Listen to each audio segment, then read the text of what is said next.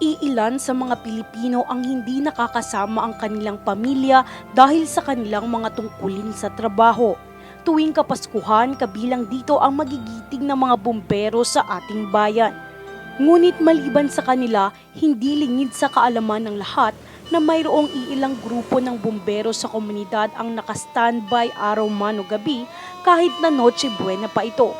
Sila ang mga firefighters na volunteers. Sa gilid ng iskinita matatagpuan ang barong-barong na nagsisilbing headquarters ng grupo ng mga bumbero. Ngayong araw ng Kapaskuhan, aalamin natin ang buhay ng isang firefighter volunteer na si Kuya Joel Bulaon mula dito sa Gagalangin, Tondo. Na 2 dekada na sa kanyang posisyon bilang nagre-responde sa lahat ng sunog at sakuna dito sa kanilang komunidad. Kasama ang kanyang grupo, aalamin rin natin kung bakit ba hanggang ngayon ay napakalalim ng kanilang dedikasyon na tumulong ng walang anumang kapalit bilang isang bumbero.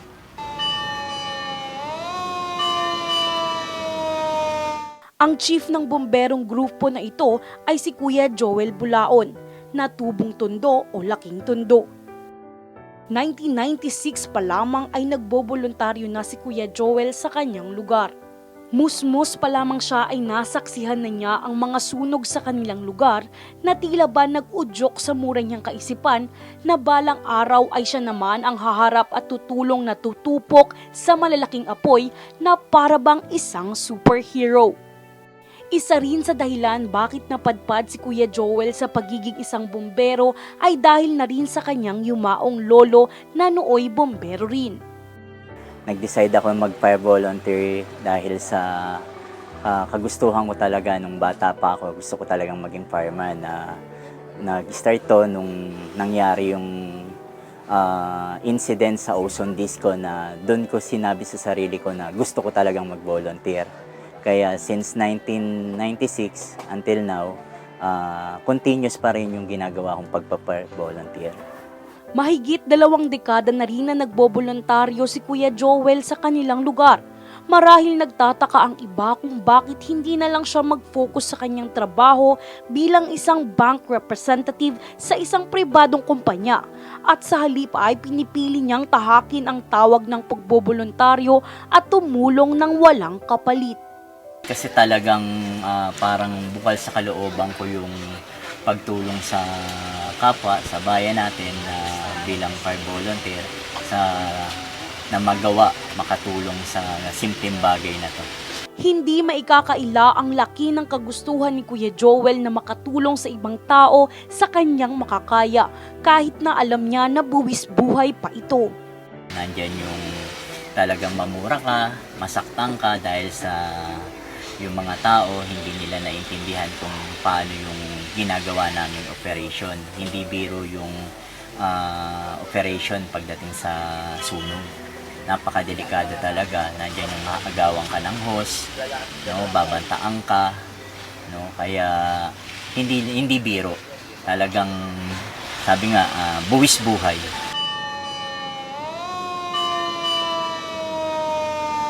Sa kabilang banda, gaya ng hindi mabilang na operasyon sa sunog na pagre-responde, hindi na rin mabilang ang mga sandali na wala si Kuya Joel sa tabi ng kanyang asawa. Yung bago pa lang kami ng wife ko, iniwan ko siya sa bahay na akakala niya darating ako before 12. Pero dahil meron ng sunog, no, hindi ko na talagang nakuwang umuwi. No, halos bago pa lang kami mag-asawa noon, halos iyakan niya ako nung time na yon dahil sobrang lungkot, no.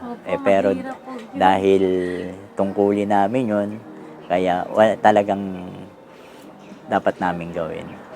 Bilang isang may bahay, mahirap sa misis ni Kuya Joel na si Ate Tessa o Teresa Bulaon na maiwan tuwing Pasko. Dahil imbis na kamay niya ang hawak ni Kuya Joel sa gabi, ay mabibigat na hose ang hawak nito. Mas may time talaga, Pasko, bagong taon. 2 lang kami sa bahay, Ako lang kami 2. Iniwan niya ako nung oras na dumating. Umaga na. Di syempre ako naman, iyak ko ng iyak, yung handa namin, wala na, hindi na ako alam mo yun, yung walang kainan.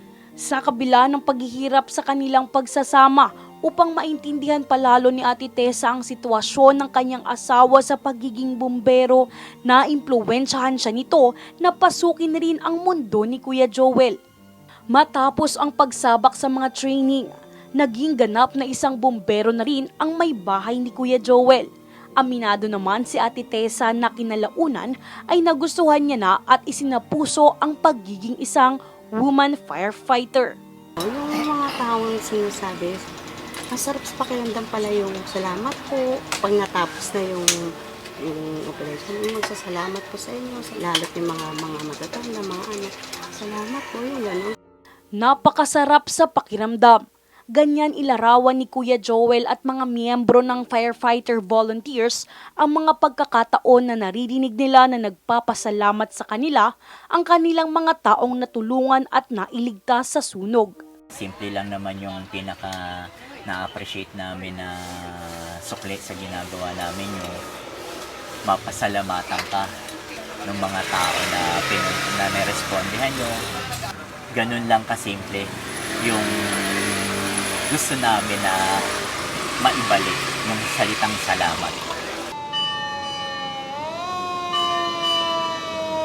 Sa kabilang banda, ang lugar ng Tondo, Manila, ang pinaka-fire prone na area sa buong Pilipinas, lalo na sa mga pamilyar na lugar katulad ng Parola, Happy Land at Isla Puting Bato.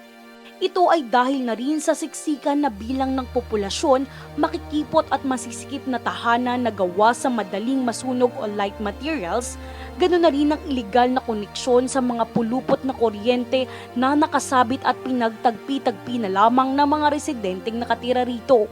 Ganito ang itsura ng mga lugar sa Tondo matapos tupukin ng apoy ang kanilang mga kabahayan.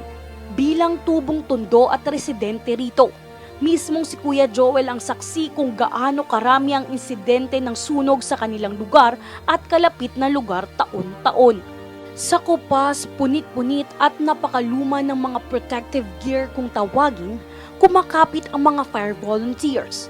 Umaasa sila na ang lumang kasuotang ito ang magsasalba sa kanilang buhay habang kalaban ang mga higanteng apoy.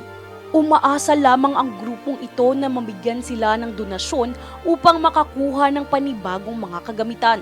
Aminado naman si Kuya Joel na kulang ang kanilang mga kagamitan sa pagsasalba sa sunog, lalong-lalo na ang kanilang mga breathing apparatus na siyang pinakahigit na kinakailangan ng isang bumbero. Sa ngayon, ang pinaka-importante sana na kailangan namin na ma-produce yung breathing apparatus. Kasi may mga time na may sunog na kinakailangan yung sa sobrang usok, yun yung pinakakailangan namin, yung breathing apparatus. Ayon kay Kuya Joel, hindi biro ang halaga ng mga kinakailangang gamit sa pagre-responde at hindi nila ito kayang punduhan. Kaya naman panawagan ni Kuya Joel sa pamahalaan na sana naman ay magbigay o mag-alat ng pondo ang gobyerno sa mga barangay, partikular sa mga fire volunteers sa bawat komunidad ng bansa. Pinaka-the best po yung insurance para sa mga fire volunteer. Yun po yung isa sa mga importante na maibigay sana ng gobyerno. Hindi katulad ng iba na tumatanggap ng pera o reward, mayroong nag-iisang rulang grupo rito. Bawal silang tumanggap ng pera sa mga taong kanilang nasasalba mula sa sunog. Tsaka hindi talaga namin tinatanggap yung ganon na mayroong magbibigay ng pera. Dahil yan yung isang rules namin dito na bawal kaming tumanggap ng kahit anong pera dito pagdating sa operation. Anila okay na ang tubig at pagkain pagkatapos ng operasyon at meron pang mga pagkakataon na kahit pagkain lamang ang ibigay sa kanila ay talagang napakalaking halaga na ito. Dahil para sa kanila ay walang katumbas na halaga ang makatulong sa mga tao ng mas higit na nangangailangan, lalong-lalo na iyong mga nasa gitna ng sakuna. Ang grupo ng bumbero na ito ay hindi lamang sa sunog matatagpuan, kundi sa mga lugar sa kanilang barangay na salat sa tubig, maging sa kalamidad tulad ng bagyo at tumulong din sila noong panahon ng pandemya. Nung time na nag-pandemic period, no, hindi lang kami dun sa yung sa sunog, no, nung time na pandemic, nag-aano rin kami rito na every night nagmi-misting kami rito, no, yung buong barangay iniikot namin, no, para nag-spray kami dito ng misting para maagapan yung paglala ng COVID. Bilang isang chief bombero, kinakahangaan rin si Kuya Joel ng kanyang mga magigiting na kasamahan sa brigada o kanilang grupo. Ayon kay Jeffrey Legaspi, wala man itong nakukuhang pinansyal sa pagiging isang bombero. Laking pasalamat niya kay Kuya Joel na sumasalo sa kanila sa oras ng kagipitan. Hindi lamang chief firefighter ang turing nila kay Kuya Joel dahil nakahanap rin sila ng pangalawang pamilya sa kanilang grupo. Lahat sila iisa ang gusto, iisa ang pangarap, iisa ang pinagmulang bayan. Ang makatulong ng lubos at pagkakawang gawa ang kanilang maibibigay sa tao. Ito ang pinakamalaking regalo ngayong Pasko na kanilang maibibigay at matatanggap. Yung yung pagod na pagod ka na, gusto mo na magpahinga pero ang sarap pa rin sa pakiramdam.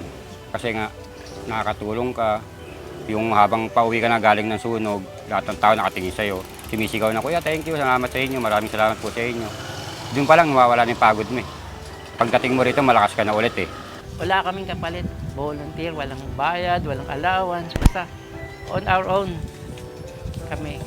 Masabihin lang kami ng thank you, mabigyan kami ng tubig na malamig, pasaya na kami nun. Samantalang munting paalala naman ni Tatay Ricardo na huwag kalimutan magdasal bago sumugod sa sunog.